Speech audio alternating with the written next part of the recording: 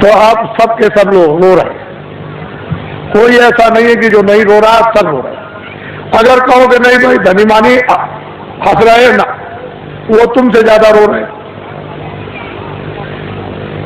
वो तुमसे भी ज्यादा भयंकर रो रहे, लेकिन तुम क्या कहते हो कि नहीं धनी हंस रहा। मैं कलकत्ते में बैठ के एक बगीचे में चुपचाप बैठा हुआ था, तो दो आदमी बड़े सेठ पास में बैठ गए और आपस में बात करने लगे। अरे क्या जमाना है, क्या मुसीबत है कि दिन में खाना भी नहीं खा सकते हैं, क्या आफत है। इससे अच्छा तो यह है कि बेचारा ये गरीब सो रहा है, ये बड़े आराम में बड़े सुख में है, और हम इतने पैसे वाले मकान वाले और सब कुछ होते हुए और इतनी परेशानी में। तो हमने कहा अरे सेठ जी क्यों आप चिल्ला रहे हो, पहले तो तुम ये देखो कि ये जो सो रहा है वो कौन है, उसको जगाओ। उसको जगा गया, भाई तुम कौन हो। कह लगे अरे बाबूजी हम तो ठेला चलाते हैं। कितना दिन में कमाते हो? बाबूजी बड़ी मुश्किल से 20 रुपए मिल जाते हैं। तो अरे भाई ये बताओ कि दुनिया में सुखी कौन है? कह लगे जिनके पास कोठियां, जिनके पास मोटरें, जिनके पास कपड़े, जिसके पास धन है और जिसके पास ये और जिसके पास वो बहुत। हमने तो देखा सेठ जी तुम कितना रो रहे थे, और ये क्या कह रहा है कि तुम सुखी और तुम कह रहे थे सुखी, दोनों ब्रह्म, न वो सुखी न वो सुखी। वो सोच रहा है ये सुखी होंगे, ये सुखी होंगे। वो जो जिनके पास कोठियां उनको भी तो बाबा जी जानते हैं, उनको कोई सुख नहीं। तब तो बाबा जी कहते हैं कि हमको कोई खरीद नहीं सकता। हिंदुस्तान में कोई पैदा ही नहीं हुआ कि बाबा जी को कोई अपने धन दौलत जवाहरात मकान और जमीन से खरीद ले। ये तो आप दिमाग से बात हमेशा निकाल देना, कोई हिंदुस्तान में बाबा जी को खरीद नहीं सकता। और बाबा जी इतने लक्ष्य के पक्के हैं कि मेरे पास बड़े बड़े नेता और लीडर और जो प्रधानमंत्री जो उनके लड़के चले गए वो भी मेरे पास पहुंचे और बड़ा उन्होंने लालच दिया। मैंने कहा इसका असर मेरे ऊपर में धूल के बराबर भी नहीं, लेकिन तुम देश का भला नहीं कर सकते, हम तुमको लिख करके देते हैं, आपके द्वारा देश का भला नहीं होगा। हम लिखते हैं आगे बड़ा आपके द्वारा नुकसान होगा देश का, और कुरेदी होगी देश की, और ये होगा और बर्बादी होगी और महंगाई होगा, सब जड़ दिया। और महात्माओं की बात नहीं मानोगे तो ये रास्ता खुदानी कर रही, सब कुछ कह दिया। तो मतलब यह है कि बड़े लालच दिए जाते हैं। लोग सोचते होंगे कि शायद बाबा जी को कोई खरीद ले। यह था।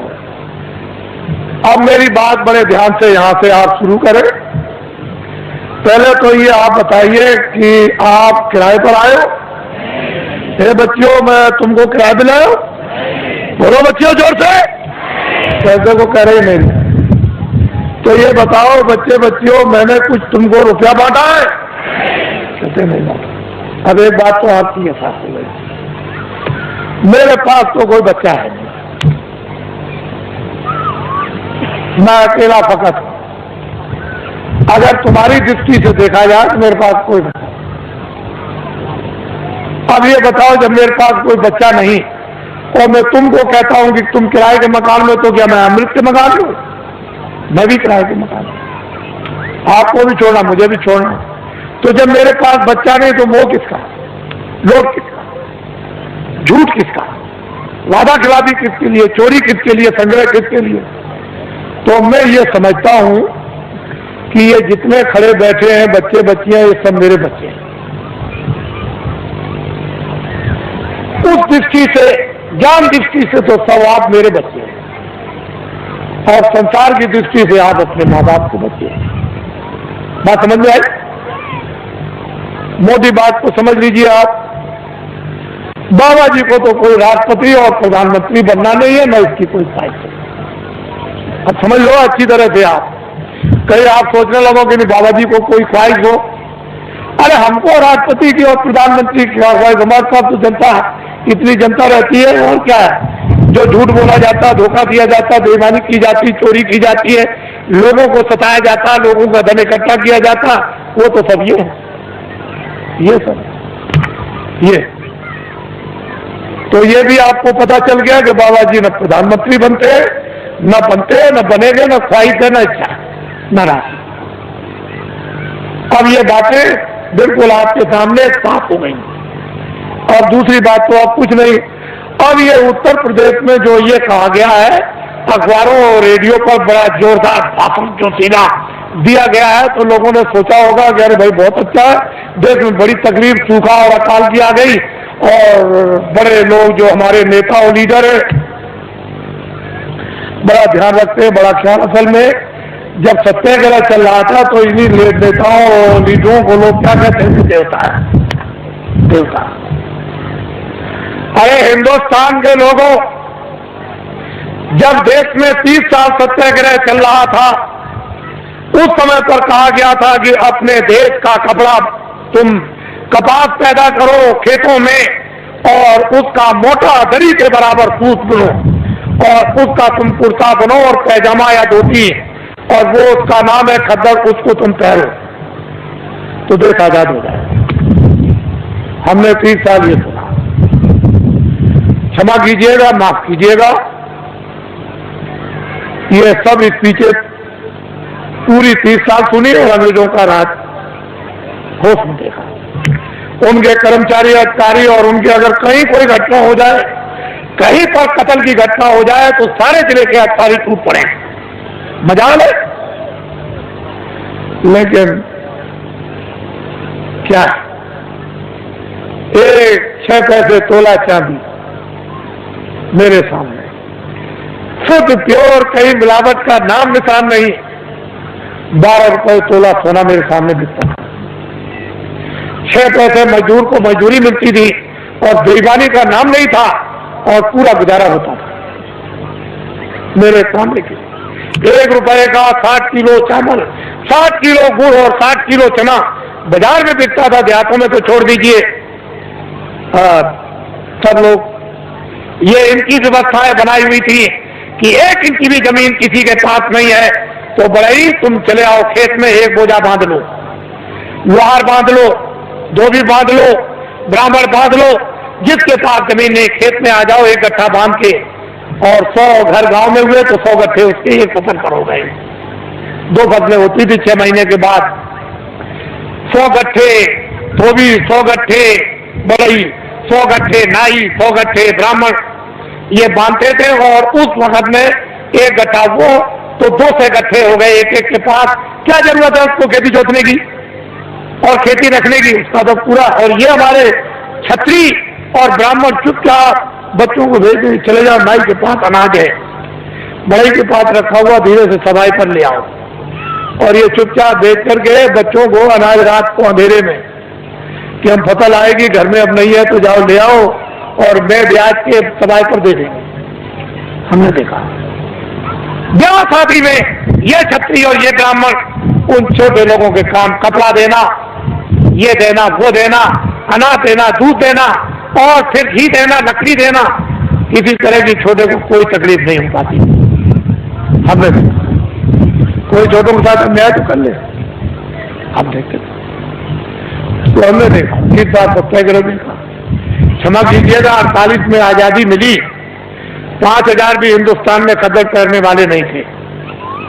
समूचे हिंदुस्तान में पाकिस्तान को भी मिला दिया जाए, उसमें भी, और लंका को भी मिला दिया जाए, तो 5000 हिंदुस्तान में कदर करने वाले नहीं थे। जब यह कहा गया कि देश आजाद हो गया, कदर कर लो, चले गए, नहीं करेंगे, अपने घर और मकान कौन जलवाएगा, कौन बर्बाद कराएगा, इतना खौफ था। और एक दिन की आवाज पर इन बच्चों ने 1 करोड़ ने चाट, चलो जंगलवासियों, चलो चलो जंगलवासियों, आप अपनी जगह पर रहो बच्चों, वही धीरज के साथ सब लोग उसी जगह बैठे रहो, अपनी अपनी जगह पर बैठे रहो।